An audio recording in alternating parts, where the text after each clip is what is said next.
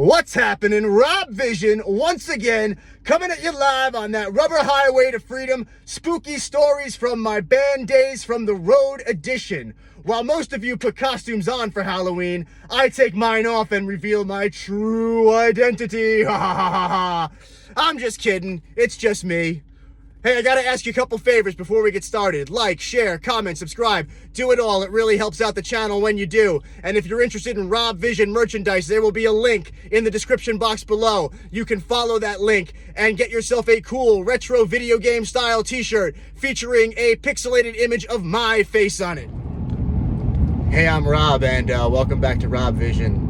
So I got a few requests for some stories about my band days. Yeah, for any of you who don't know, I used to be in I was like the guitar player and the lead singer for a death metal grindcore kind of band. And I figured with it being Halloween, it might be fun to tell you some horror stories from the road. So I could tell you about the night we probably would have died if we had stayed at the Greyhound Inn in Gary, Indiana. Or I could tell you about the emerald green pool water at the Best Western in Grand Rapids. I could even tell you about the horror of listening to people from Massachusetts say bagel instead of bagel. But I think the story that takes the cake is the story of the unidentified insect that disappeared in our vehicle. So we used to, back in the day, now my band career was back in the late 90s. And this was back when, like, everybody didn't have a cell phone. We communicated mostly through, like, emails and even letters at that point. And metal music didn't have the mainstream momentum that it does these days. It was still very much an underground thing. I guess it's probably still an underground thing, but it just seems more accepted now as people who supported it were younger, they got older, and they grew in influence and whatever. So it just seems like it's bigger than it was back then. So we did a lot of networking with other bands, like, you know, we would trade shows with them and they would trade shows with us. So we'd go to their area, they'd come to our area, you know, and everybody would get exposure to new fans, sell new CDs, sell t-shirts, etc., etc. So we used to do a lot of what we'd call micro touring.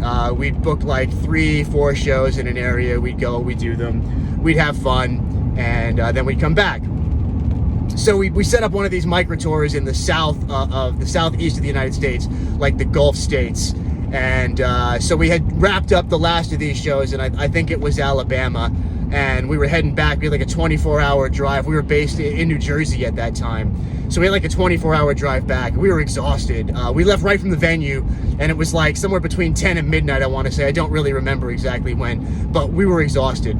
So we started looking for a hotel maybe an hour or two into our drive. We said, yeah, we're not going to make it. Let's just start fresh tomorrow. As it turned out, we didn't know this at the time because, again, you couldn't just log onto the internet and learn stuff.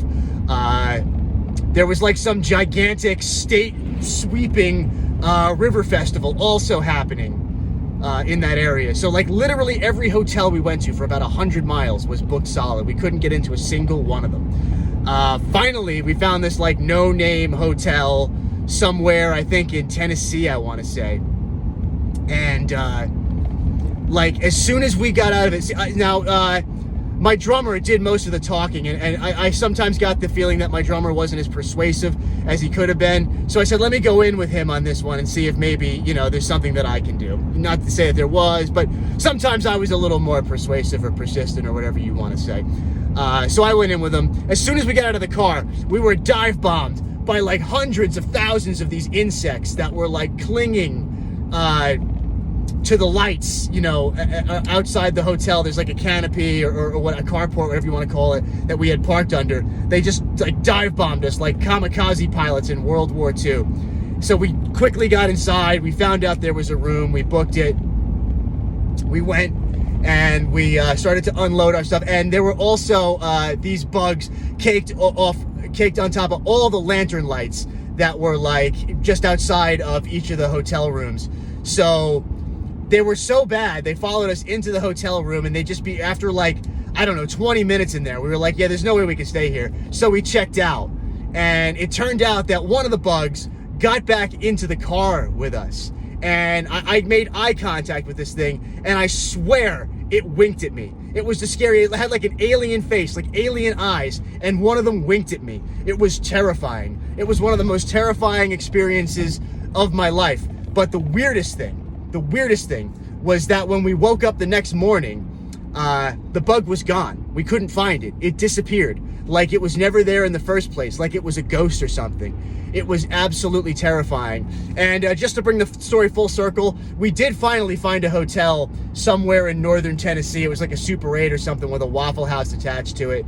And we got like a room for the differently abled, and it turned out to be this awesome room full of space, this gigantic bed, 2 gigantic beds if I remember right, and like an Olympic-sized bathroom and shower. It was awesome. So it was a great way to end such a terrible experience. But yeah, some people, based on the description, some people who lived in the area told us they thought they were palmetto bugs. I don't know. I think it was an alien species or perhaps a ghost insect. But let me know in the comments below what you think based on my description. Was it a alien bug or was it just a regular palmetto bug? Let me know in the comments below, and thanks for watching. Happy Halloween, and I'll catch you in the next video. Hey, I'm Rob, and once again, this has been Robb Vision. I'd like to thank you for watching, and I'd like to encourage you to like, share, comment, and subscribe. I do not recommend that you smash the notification button because you'll probably break your phone if you do. So just hit it like a normal person, and then you'll always get notifications when I upload a new video. And once again, thanks so much for watching.